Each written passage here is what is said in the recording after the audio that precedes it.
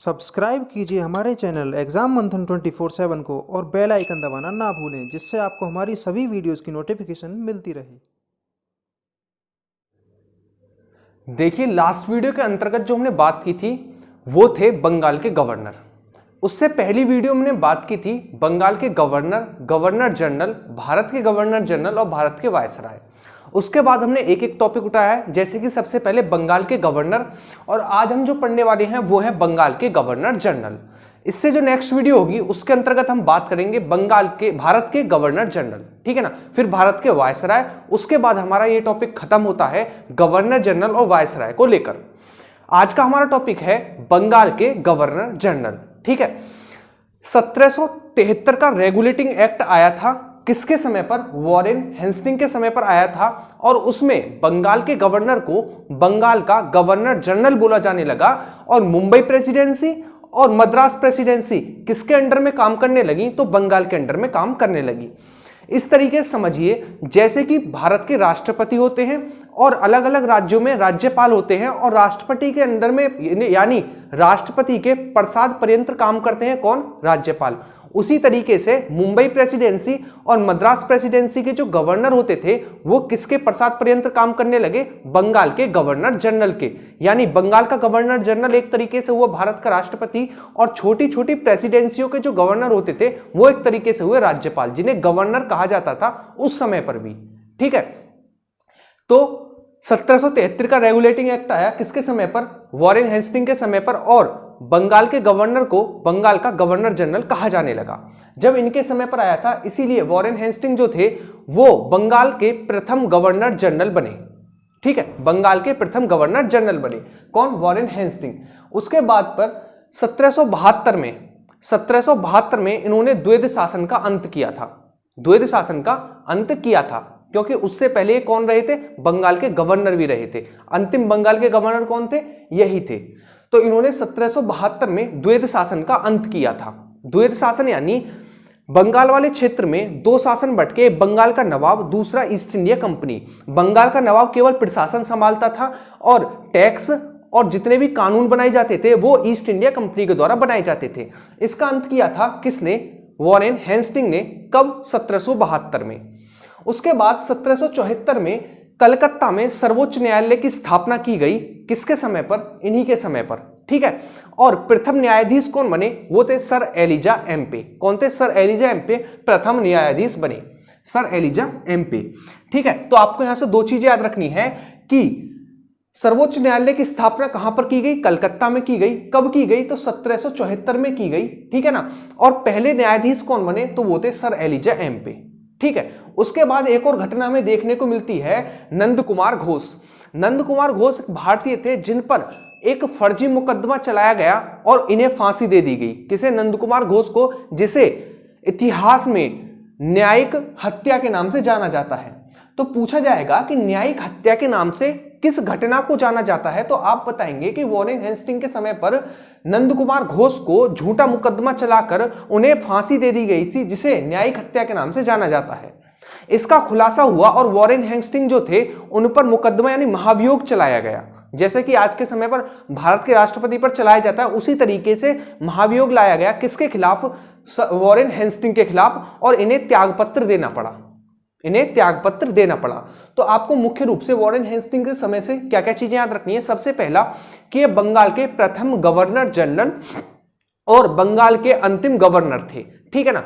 1773 का regulating act किसके समय पर आया? तो वॉरेन हेस्टिंग के समय पर आया, और उसी समय से बंगाल के गवर्नर को बंगाल का गवर्नर जनरल बोला जाने लगा, ठीक है। 1772 में इन्होंने द्वैध शासन का अंत किया। तो पूछा जाएगा द्वैध शासन का अंत किसने किया? तो वॉरेन हेस्टिंग ने किया। उसके बाद 1774 में सर्वोच्च न्यायालय की स्थापना कलकत्ता में की गई, जिसके प्रथम न्यायाधीश कौन थे? तो वो थे sir Elijah Impey, sir Elijah Impey, ठीक है ना। नंद कुमार घोष जो थे उन पर झूठा मुकदमा चलाया गया और उन्हें फांसी दे दी गई, जिसे न्यायिक हत्या के नाम से जाना जाता है। और इसी हत्या के ऊपर वॉरेन हेस्टिंग पर एक महाभियोग चलाया गया, जिसके कारण वॉरेन हेस्टिंग को क्या देना पड़ा? त्यागपत्र देना पड़ा। उसके बाद बंगाल का अगला गवर्नर जनरल बना कौन? लॉर्ड कॉर्नवालिस, ठीक है ना। लॉर्ड कॉर्नवालिस अगले गवर्नर जनरल बने बंगाल के।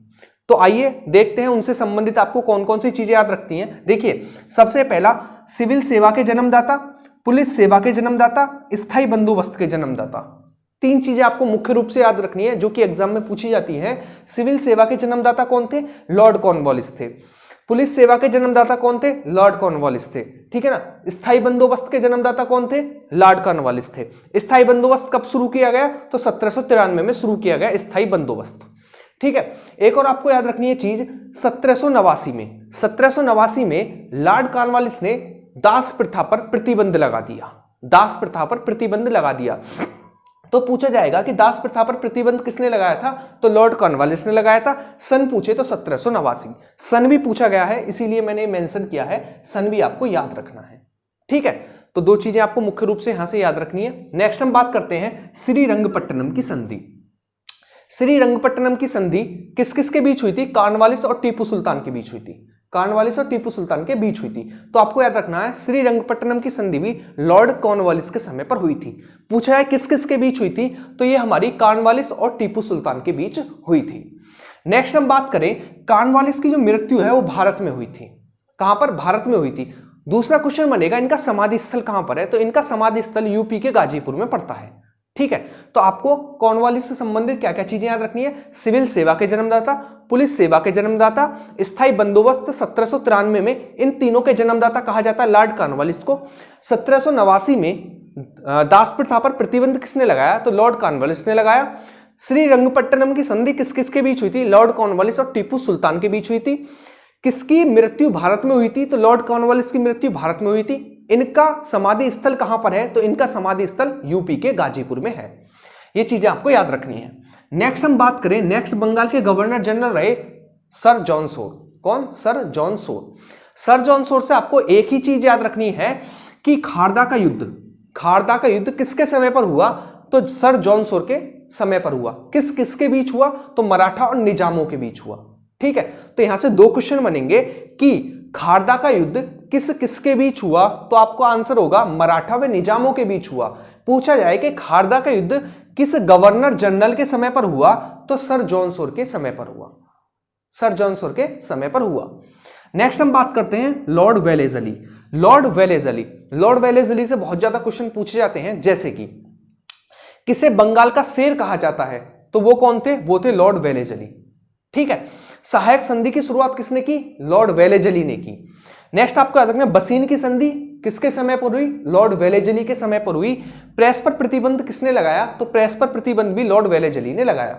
नेक्स्ट आपको याद रखना है चौथा आंग्ल मैसूर युद्ध। चौथा आंग्ल मैसूर युद्ध किसके समय पर हुआ? तो चौथा आंग्ल मैसूर युद्ध भी लॉर्ड वेलेजली के समय पर हुआ था। ठीक है। जिसमें टीपू सुल्तान की मृत्यु हुई थी। ठीक है। 1799 की करीब की बात है। ठीक। तो आपको याद रखना है, तो लॉर्ड वेलेजली से आपको क्या याद रखना है? किसे बंगाल का शेर कहा जाता है? तो वो थे लॉर्ड वेलेजली। सहायक संधि की शुरुआत किसने की थी? तो वो थे लॉर्ड वेलेजली। बसीन की संधि किसके समय पर हुई थी? लॉर्ड वेलेजली के समय पर हुई थी। प्रेस पर प्रतिबंध किसने लगाया? लॉर्ड वेलेजली ने लगाया। और चौथा आंग्ल मैसूर युद्ध किसके समय पर हुआ? तो लॉर्ड वेलेजली के समय पर हुआ 1799 में, जिसमें टीपू सुल्तान की मृत्यु हो गई थी। ठीक है। नेक्स्ट हम बात करते हैं किस पर? Sir George Warlow. Sir George Warlow. तो आप आसानी से कनेक्ट कर सकते हैं, सर जॉर्ज वार्लो के समय पर वेल्लोर विद्रोह हुआ 1806 में। ठीक है। तो ये लोअर पीसीएस में पूछा गया था, यूपी लोअर पीसीएस में, कौन सा? कि वेल्लोर विद्रोह कब हुआ था? तो 1806 में हुआ था। अब ये भी पूछा जा सकता है कि वेल्लोर विद्रोह किसके समय पर हुआ था? तो वेल्लोर विद्रोह जो हुआ था सर जॉर्ज वार्लो के समय पर हुआ था। सर जॉर्ज वार्लो के समय पर हुआ था। नेक्स्ट हम बात करते हैं लॉर्ड मिंटो। लॉर्ड मिंटो ने अमृतसर की संधि की थी किसके साथ? राजा रणजीत सिंह के साथ, जिसमें यह तय किया गया था कि सिंधु नदी के उत्तर का क्षेत्र, सिंधु नदी के उत्तर का क्षेत्र यानी सिंध वाले क्षेत्र पर तो रहेंगे राजा रणजीत सिंह, और उसके नीचे यानी उसके दक्षिण पर अंग्रेज शासन करेंगे। ठीक है। क्योंकि राजा रणजीत सिंह बहुत तेजी से अपना साम्राज्य बढ़ा रहे थे, उसी को देखते हुए लॉर्ड मिंटो ने किसके साथ संधि की? राजा रणजीत सिंह के साथ संधि की, जिसे अमृतसर की संधि के नाम से जाना जाता है, क्योंकि ये संधि अमृतसर में हुई थी। ठीक है। इसमें क्या डिसीजन लिया गया कि सिंधु नदी के ऊपर का क्षेत्र सतलज और सिंधु नदी के ऊपर का क्षेत्र जो होगा, आप मान सकते हैं सतलज नदी के उत्तर वाला क्षेत्र राजा रणजीत सिंह का और दक्षिण वाला क्षेत्र अंग्रेजों का। ठीक है। नेक्स्ट हम बात करते हैं लॉर्ड हेस्टिंग्स। देखिए, वॉरेन हेस्टिंग और लॉर्ड हेस्टिंग दोनों अलग हैं। ठीक है ना, दोनों को अलग करके पढ़ना आपको। जैसे कि लॉर्ड हेस्टिंग के समय पर ही मुनरो ने रैयतवाड़ी व्यवस्था की शुरुआत की, कहां पर? मद्रास के 12 महल क्षेत्र में, ठीक है ना। तो पूछा जाएगा रैयतवाड़ी व्यवस्था सबसे पहले कहां लागू की गई? मद्रास में। और मद्रास के भी किस क्षेत्र में? तो 12 महल क्षेत्र में लागू की गई थी।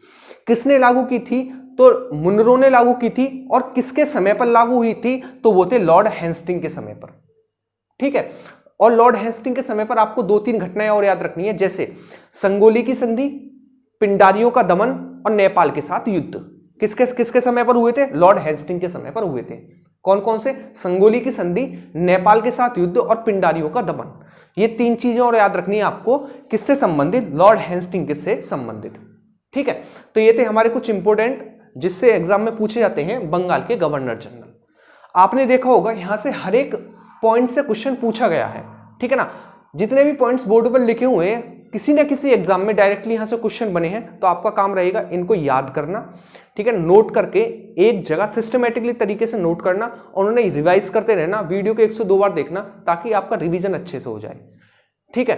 किसी दिन टाइम मिलेगा तो टेलीग्राम पे मैं नोट्स डाल दूंगा, तब तक आप अपने भी नोट्स बनाकर चलिए एक बार हम रिकॉल कर लेते हैं हमने क्या पढ़ा, रिवीजन कर लेते हैं अच्छे से, ताकि आपका यहीं पर अच्छे से रिवीजन हो जाए। देखिए सबसे पहले हमने पढ़ा वॉरेन हेस्टिंग। वॉरेन हेस्टिंग के समय पर 1773 का रेगुलेटिंग एक्ट आया, जिसमें बंगाल के गवर्नर को बंगाल का गवर्नर जनरल कहा जाने लगा। चूंकि बंगाल के अंतिम गवर्नर थे कौन? वॉरेन हेस्टिंग, इसीलिए प्रथम गवर्नर जनरल भी कौन बने? वॉरेन हेस्टिंग बने, ठीक है। 1772 में द्वैध शासन का अंत किया वॉरेन हेस्टिंग ने। 1774 में सुप्रीम कोर्ट की स्थापना की गई कलकत्ता में, जिसके प्रथम न्यायाधीश बने सर एलिजा एम्पे। उसके बाद नंद कुमार घोष पर न्यायिक हत्या का आरोप, मतलब न्यायिक कह सकते हैं, इन पर केस चला गया, झूठा मुकदमा चलाया गया और इन्हें फांसी दे दी गई, जिसके कारण इसे न्यायिक हत्या के नाम से जाना जाता है। इसी के कारण किस पर महाभियोग चलाया गया? वॉरेन हेस्टिंग पर भी महाभियोग चलाया गया और इन्हें त्यागपत्र देना पड़ा। अगले जो गवर्नर जनरल बने वो बने लॉर्ड कॉर्नवालिस। लॉर्ड कॉर्नवालिस के समय से आपको मुख्य रूप से चीजें याद रखनी है। सिविल सेवा के जन्मदाता, पुलिस सेवा के जन्मदाता, 1793 में स्थायी बंदोबस्त के जन्मदाता, 1789 में दास प्रथा पर प्रतिबंध, श्रीरंगपट्टनम की संधि टीपू सुल्तान और लॉर्ड कॉर्नवालिस के समय पर हुई और इनकी मृत्यु भारत में हुई। इनका समाधि स्थल यूपी के गाजीपुर में है। नेक्स्ट हम बात करें सर जॉन शोर की, तो खारदा का युद्ध मराठा और निजामों के बीच हुआ। किसके समय पर? सर जॉन शोर के समय पर। नेक्स्ट हम बात करें लॉर्ड वेलेजली, तो इन्हें बंगाल का शेर कहा जाता है।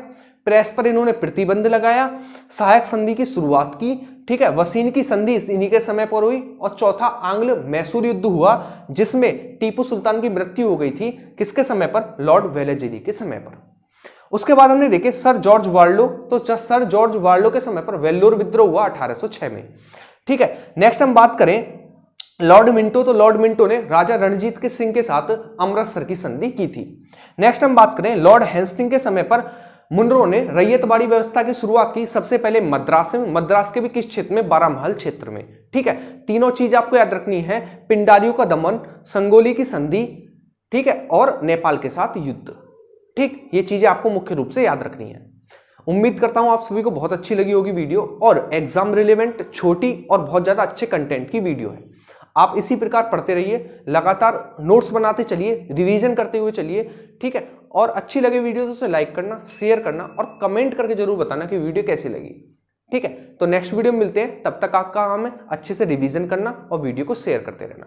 थैंक यू, मिलते हैं नेक्स्ट वीडियो में।